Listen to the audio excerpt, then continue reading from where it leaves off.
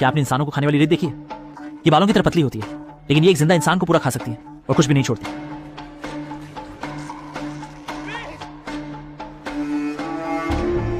एक महिला ने अपने पैर को रेत पर रखा, लेकिन रेत ने उसे कसकर पकड़ लिया, जिसे वह निकाल नहीं सकी। उसने अपने हाथों से खींचने की कोशिश की, लेकिन उसके हाथ भी रेत के द्वारा कसकर पकड़ ली गए। आदमी बचाव के लिए आगे बढ़ना चाहता था, लेकिन वह भी लड़खड़ाकर गिर गया और रेत पर लेट गया, हिल नहीं सका। सब लोग हैरान थे। तभी दोनों की चीखें सुनाई दी। प्रेमिका जोर से पुकार रही थी, लड़का। पुरुष प्रेमी ने जोर से सिर उठाया, लेकिन कैसे पता चला कि आधा चेहरा पहले ही रेत ने खा लिया था। सभी भी डर के मारे नहीं जानते थे कि क्या करें, केवल देख सकते थे कि उनके दो दोस्त रेत में डूब गए थे। बस कल रात यहाँ अब भी खुशियों की हंसी खुशी थी। एक समूह युवाओं ने यहाँ पार्टी की। दो आदमी न जाने कहां से एक बड़ा मांस का गोला लेकर आए। इसे आग पर भूनने के लिए रख दिया।